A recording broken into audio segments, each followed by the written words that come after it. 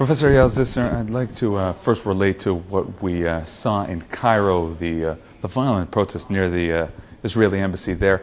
Is this something we should be afraid of? Is this something that we might see the regime take part of, start to support these kind of protests? Well, I won't say we should be afraid. You know, King Abdullah of Jordan said, well, Israel should be afraid. We shouldn't be afraid of anything. We are a very strong state. But yes, we want to have normal and good and peaceful relations with Egypt, and those of us who are interested in maintaining the peace process should be bothered, should be worried about, because what we see here is a clear process. It started, you know, with demonstrations against Mubarak, and then, you know, the revolution came into a dead end, and now they are looking for other targets, so-called.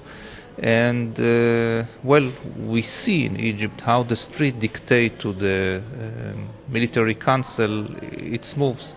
So the street is now that controls Egypt, and we see this process of escalation, and we should be bothered and worried. But is this the street? I mean, isn't this just maybe a group of extremists? Well, you know, when we speak about the street, it's not a democratic process like in Israel or other countries where there are elections, and that's where it stops. Or even, you know, the popular protest in Israel, everybody know the red lines and the rules of the games. In Egypt, you know, several people can, you know, when you speak about mob, when you speak about, you know, the power of the street, it happens that, you know, some small group can dictate and lead the other, and create a very dangerous dynamic. Now, how about what we're seeing in terms of Turkey, the tension over there? Is this something that could become actually dangerous, or this is just an issue of statements and political issues? Well, I see it as a very dangerous development, because taking into consideration, you know, the nature of the Turkish leadership nowadays and of the Egyptian Prime Minister. Well, how emotional he is, how immature, unresponsible he is. Well, his rhetoric can clearly lead, and we saw it in the past in many other cases.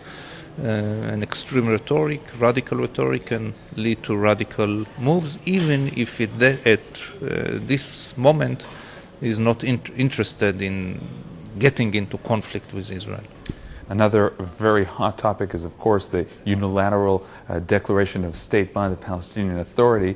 Is this also happening in wake of and in light of the Arab Spring? Well,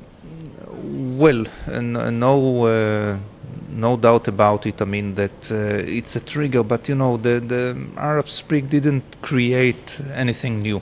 It was there before, you know, the anti-Israeli sentiments, the Turkish policy, the Palestinian moves. So, of course, it put it in a different perspective, but doesn't change the entire picture. You know, during the beginning of this whole Arab Spring, there were voices about that this is democratic, this might be good for Israel. We're not seeing anything good for Israel out of this so far. Maybe some of those who demonstrate in some streets of Tunisia or Egypt, what they had in mind was, introducing democratic reforms and bringing democracy, but clearly that's not what we are up to right now in the Middle East. What we see here is, this is a very traditional society rooted in the past, unfamiliar with all these Western democratic ideas, and while there are some small groups that really want democracy, I'm not sure that they do represent the entire population, which, as I said, it's very traditional, and I think what we'll see is not necessarily democratic regimes, but popular regimes in the bad sense of this meaning.